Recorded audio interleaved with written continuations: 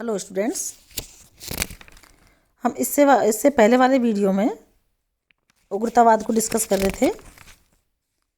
उग्रतावादी आंदोलन की प्रगति, किस प्रकार से उग्रतावादी आंदोलन जन्म लेता है, किस प्रकार से कांग्रेस दो धड़ों में बढ़ जाती है, नरम दल और गरम दल में क्यों बढ़ जाती है, दोनों के क्या उद्देश्य होते हैं, और महाराष्ट्र में उग्रवादी आंदोलन का कैसे विकास होता है, किस प्रकार से लोकमान्य बाल गंगाधर तिलक भारतीय अशांति के जनक, जिनको सर वैलेंटाइन ने कहा था, क्यों कहा था, उनके क्या उद्देश्य थे, गणपति उत्सव जो उन्होंने मनाया था, गणपति उत्सव का आयोजन किया था, शिवाजी समारोह का आयोजन किया था, उनके क्या उद्देश्य थे। तो उग्रतावाद की प्रगति के बारे में हम अब तक डिस्कस कर चुके हैं। अब सवाल आता है कि उग्रतावादियों की नीति क्या थी, उनकी कार्यपद्धति क्या थी, और किस प्रकार से उदारवादी विचारधारा और उग्रवादी विचारधारा में क्या अंतर थे, या अपन ये कहें कि नरम दल और गरम दल की पद्धति और विचारों में क्या अंतर थे। इसको अब हम डिस्कस करते हैं। देखिए, उग्रतावादी या गरम दलीय नेताओं का कहना था कि स्वराज्य भारतीयों का जन्मसिद्ध अधिकार है, यह कोई भेंट नहीं जो अंग्रेज़ों से भारत को मिलेगी। जो प्रमुख नारा जो हम सबको पता है बाल गंगाधर तिलक का, कि स्वराज्य मेरा जन्मसिद्ध अधिकार है और मैं उसे लेकर रहूँगा। तो कांग्रेस का जो गरम दल था या उग्रतावादी जो दल था, उन्होंने कांग्रेस का जो लक्ष्य था वो स्वराज्य बना लिया था, और उनका ये मानना था कि स्वराज्य भारतीयों का जन्मसिद्ध अधिकार है, यह कोई भेंट नहीं है कि अंग्रेज इसे हमें प्रदान करें, ये तो हमारा अधिकार है ना। तो उग्रतावादी नरम दल वाले जो थे, ये उदारवादी जो थे, उनकी तरह भारतीय शासन में वैधानिक विधि से क्रमिक सुधारों में विश्वास नहीं करते थे।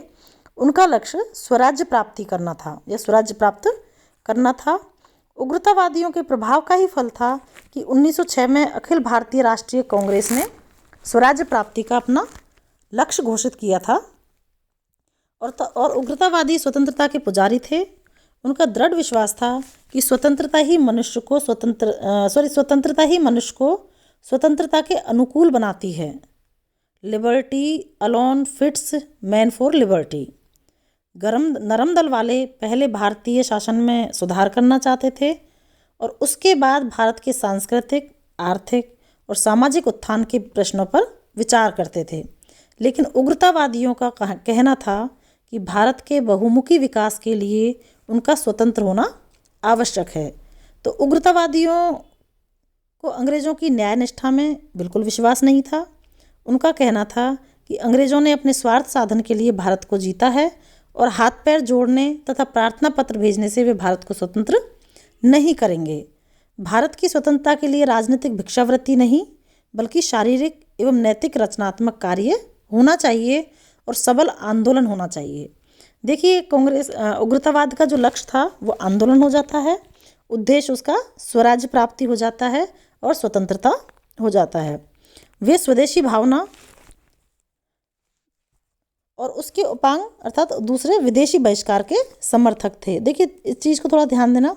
पहली चीज़ है उनकी स्वराज्य, जिसको वो प्राप्त करना चाहते थे, और स्वतंत्रता। दूसरी है स्वदेशी की भावना। तीसरी चीज़ है उसमें विदेशी बहिष्कार। इन चीज़ों का और फिर है निष्क्रिय प्रतिरोध में विश्वास करते थे। तो वे सरकार के सभी विभागों से असहयोग देखना चाहते थे। वे शस्त्र प्रयोग को बुद्धिमत्ता नहीं समझते थे, क्योंकि समस्त राष्ट्र निशस्त्र था। फिर भी उनका विश्वास था कि राष्ट्रीय मांग के पीछे शक्ति का होना आवश्यक है, और उग्रतावादी पाश्चात्य सभ्यता एवं संस्कृति से घृणा करते थे और भारतीय सभ्यता और संस्कृति को श्रेष्ठ मानते थे। तो जो मेन बिंदु हम यहाँ निकालना चाहते हैं, देखिए कौन सी चीज़ें निकल के हमारे सामने आती हैं उग्रतावाद की। स्वराज्य है ना, स्वदेशी की भावना, विदेशी वस्तुओं का बहिष्कार या विदेशी संस्कृति का बहिष्कार, सभ्यता का बहिष्कार है ना, और निष्क्रिय प्रतिरोध, और भारतीय सभ्यता और संस्कृति का समर्थन। ये चीज़ें ऐसी होती हैं जो उदारवादियों से बिल्कुल भिन्न हैं। अब इन उद्देश्यों को सामने रखकर अब सवाल ये उठता है कि उदारवादी और उग्रवादियों में जो महत्वपूर्ण अंतर था वो किन बिंदुओं के आधार पर हम उसके अंतर को समझ सकते हैं। देखिए, उग्रतावादियों तथा उदारवादियों में मतभेद का आधार विचारात्मक न होकर स्वभावात्मक था। दोनों की नीति, दृष्टिकोण और कार्य पद्धति में मौलिक, एक तरह से अपन कहें कि निम्नलिखित उसमें अंतर थे। उदारतावादियों की तो धारणा क्या थी कि भारत के साथ इंग्लैंड का संबंध ऊंचे और शानदार उद्देश्यों की प्राप्ति के लिए ईश्वरीय देन है, अर्थात इंग्लैंड के साथ भारत के संबंधों को वो अच्छा मानते थे, इवन ईश्वरीय वरदान मानते थे। लेकिन उग्रतावादियों की यह धारणा नहीं थी। उग्रतावादी ब्रिटेन और भारत के हित एक दूसरे के विपरीत हैं और भारत के विकास के लिए अंग्रेजों के सहयोग पाने की आशा व्यर्थ और निर्मूल है, ऐसा मानते थे। तो अंग्रेजों का मुख्य उद्देश्य निस्वार्थ साधन है और जब तक वे भारत में रहेंगे उनका यही उद्देश्य रहेगा। वे अपनी शक्ति और संगठन द्वारा भारत की सेवा करना चाहते थे। तो एक अंतर तो क्या हो गया कि अंग्रेजों के साथ संबंधों को उदारतावादी तो पॉजिटिव मानते थे कि हमारे लिए ये संबंध अच्छे हैं, ईश्वरीय वरदान की तरह हैं, जबकि उग्रतावादी अंग्रेजों के साथ संबंध या उपनिवेशवाद का विरोध करते थे। दूसरा महत्वपूर्ण जो अंतर है वो है कि उदारतावादी नेता भारत में ब्रिटिश ढंग की प्रतिनिध्यात्मक संस्थाएं स्थापित करना चाहते थे और प्रशासन में क्रमिक सुधार के समर्थक थे। लेकिन उग्रतावादियों का राजनीतिक लक्ष्य स्वराज्य था, जिसका अर्थ था पूर्ण स्वतंत्रता। वे स्वतंत्र रूप से राष्ट्रीय सरकार का निर्माण करना चाहते थे और छोटे छोटे क्रमिक सुधारों के पक्ष में नहीं थे। दूसरा महत्वपूर्ण पॉइंट हो गया क्रमिक सुधार। एक तरह से उदारवादी जो हैं वो क्रमिक सुधारों में विश्वास करना चाहते थे और उग्रवादी जो हैं वो स्वराज्य में विश्वास करते थे। तीसरा महत्वपूर्ण अंतर उनमें साधनों का है। उग्रतावादी तथा उदारवादियों के दोनों के बीच साधनों के संबंध में बहुत अपन ये कहें कि जमीन आसमान का अंतर था। उदार राष्ट्रवादियों को अंग्रेजों की न्यायप्रियता और जनतंत्रीय भावनाओं में विश्वास था, लेकिन उग्रवादी इसे धोखा समझते थे। उग्रवादियों का विचार था कि अपने पैरों पर खड़ा होकर भारतवासी नौकरशाही के पंजे से मुक्त हो सकता है, भिक्षावृत्ति से भारत स्वतंत्र नहीं हो सकता। और लाला लाजपत राय का तो ने कहा इसी संदर्भ में कि एक अंग्रेज सबसे अधिक घृणा एक भिखारी से करता है और मेरे विचार में भिखारी घृणा का पात्र भी है। अतः हमारा कर्तव्य है कि हम अंग्रेजों को दिखा दें कि हम भिखारी नहीं हैं, हमारा उद्देश्य आत्मनिर्भरता है, भिक्षा मांगना नहीं है। तो इस तरह से दोनों के साधनों में अंतर था। चौथा हम कहें कि उग्रतावादी और उदारवादियों के जो मतभेद का विश्लेषण करते हुए गोखले ने जो लिखा है कि हमारा पुराना सार्वजनिक जीवन, उदारतावादी जीवन जो है वो ब्रिटिश राज की खुली और सच्ची स्वीकृति पर आश्रित था। इसका मुख्य कारण हमारा यह विश्वास था कि ब्रिटिश राज भारत में शांति एवं सुव्यवस्था रखना चाहता है, जो देश के विभिन्न तत्वों में से राष्ट्र के विकास और उसकी सर्वोत्तमुखी उन्नति के लिए आवश्यक है। जबकि गर्म दल या उग्रतावादी ब्रिटिश सरकार में आस्था को निरा बचपना मानते थे, अर्थात वो ब्रिटिश सरकार में आस्था नहीं रखते थे, बल्कि वो इसको कोरा स्वप्न बताकर इसकी निंदा करते थे। उदारवादी कहते कि जहाँ संभव हो ब्रिटिश सरकार से सहयोग करो, जहाँ आवश्यक हो विरोध करो। लेकिन उग्रतावादी कहते थे कि इस विदेशी सरकार का हर तरह से विरोध करो।